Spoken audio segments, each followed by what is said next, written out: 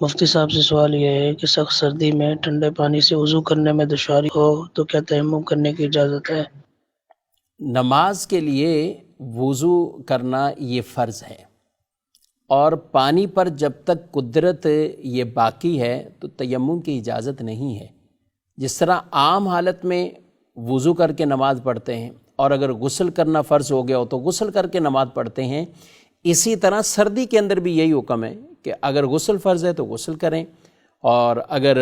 غسل نہیں، عام حالت ہے، بے وضو ہیں، تو وضو کر کے نماز پڑھنا یہ فرض ہے۔ اب اس میں کوئی فرق نہیں پڑے گا اس طور پر کہ یہاں سردی ہے یا پانی ٹھنڈا ہے، صرف اسی وجہ سے کہ سردی ہے، ٹھنڈے پانی سے کیسے وضو کریں اور کہیں کہ تیمم کر لیں، اس کی ہرگز اجازت نہیں ہے۔ ہاں البتہ اگر کسی کو ٹھنڈا پانی تکلیف دیتا ہے تو بھئی گرم کیجئے، گرم پانی کے بھی تو اسباب، یہ سب چیزیں ہمارے ہاں عام طور پہ موجود ہوتے ہیں۔ ٹھیک ہے، کوئی جگہ ایسی خاص ہو سکتی ہے کہ گرم پانی کا وہ کوئی ذریعہ ہی نہیں ہے، پانی بالکل ایسا ٹھنڈا ہے، اور پھر اس کی بھی کئی صورتیں فقہاء اعظام نے لکھی ہیں کہ وہ ٹھنڈا پانی ایسا نہیں کہ یک ٹھنڈا پانی استعمال کرتے ہی آدمی کو کوئی ایسی ہلاکت یا اس طرح کا معاملہ ہو جائے گا۔ فرمایا ٹھنڈا پانی ہے، وضو کریں، اگر آپ کے پاس گرم لباس ہے تو اس کے بعد گرم لباس پہن لیں، لحاف ہے، رضائی ہے، اس کو، کمبل ہے، اس کو اوڑھ لیں، اس کے ذریعے سے آپ اپنی طبیعت ٹھیک کر لیتے ہیں، تھوڑی سی تپش مل جاتی ہے، تو یہ عمل کریں۔ یہ مختلف جو شرائط بیان کی گئی میرے بھائیوں، اس میں مسئلہ یہ ہے کہ نماز کی اہمیت ہے، فرض کی اہمیت ہے، اور اس کو جس طرح اللہ رسول کا حکم ہے ویسے ہی پڑھنا ہے۔ تو نارمل ایسے نہیں ہے کہ کسی کو عذر بنا لیں اور فوراً تیمم کی طرف چلے جائیں۔ ٹھنڈے پانی سے نہیں کر سکتے، گرم سے کیجئے۔ گرم پانی نہیں ہے تو پھر یہ دیکھا جائے کہ آپ کے پاس کوئی ایسا لباس یا کوئی چیز ہے کہ ٹھنڈے پانی سے وضو کیا اور آپ نے وہ لباس پہن لیا، وہ رضائی وغیرہ اوڑھ لی، چولہا ہے، گھر میں کوئی ہیٹر ہے، تو جس کے ذریعے تپش لے کر آدمی اپنا وہ جو بھی ٹھنڈ پہنچی ہے اس کو بالکل جو ہے وہ نارمل کر سکتا ہے۔ اور اگر بالفرض یہ کوئی بھی صورت نہیں ہے اور ہے ایسی کیفیت والا پانی کہ اس کا کوئی عضو وہ تلف ہو جائے گا، ہلاک ہو جائے گا، ضائع ہو جائے گا،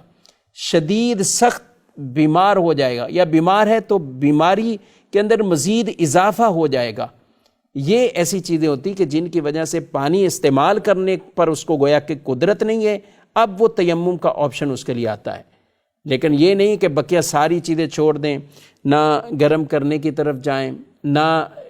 وہ ٹھنڈے پانی کے بعد کچھ ایسا بستر یا گرم کپڑے استعمال کرنے سے اپنی طبیعت کو نارمل کیا جا سکتا ہے۔ تو یہ ساری شرطیں اور یہ ساری قیودات، جس طرح یہ مسئلہ ہے اس کے مطابق اس کا خیال رکھ کر، اگر واقعی کسی طرح بھی پانی پر قدرت طاقت کسی کو نہیں ہے تو پھر آپشن دوسرا وہ تیمم کی طرف آئے گا۔ اب اس میں بھی بعض اوقات صبح کا وقت ہے، دوپہر کا وقت ہے، تو بڑا فرق آ جاتا ہے، یعنی ٹائم پیریڈ کے اعتبار سے کس وقت شدت سے سردی ہے اور یہ ساری چیزیں دیگر بھی نہیں پائی جا رہی، پھر تیمم کا مسئلہ آئے گا۔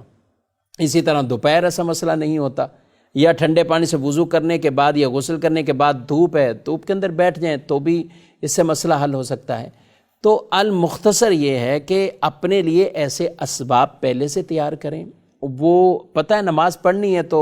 جن کے یہاں الحمدللہ جو اہتمام کرتے ہیں تو وہ سخت سردیوں میں سفر کے اندر بھی بڑے ٹھنڈے ٹھنڈے پانیوں سے وہ وضو بھی کر لیتے ہیں۔ قبلہ شیخ طریقت امیر اہل سنت دامت برکاتہم العالیہ مدنی مذاکروں میں بیان فرما رہے تھے، اور اپنے بغداد شریف کا ایک سفر بیان کر رہے تھے کہ ایسا پانی ٹھنڈا تھا کہ بس جہاں پڑتا تھا پتہ ہی نہیں چلتا تھا کہ یہ عضو بھی گویا کہ سن ہو گیا ہے، یہ ہے بھی یہ ساتھ یا نہیں ہے، یعنی اتنا یخ ٹھنڈا جسے کہیں، اور سردی بھی۔ لیکن فرمایا کہ الحمدللہ سب نے وضو کیے ہیں اور نماز پڑھی، تو تھوڑا سا دل گھبراتا بھی ہوگا، تکلیف تھوڑی سی زیادہ پہنچتی ہے، اسی لیے تو اس پہ ڈبل ثواب ہے۔ جی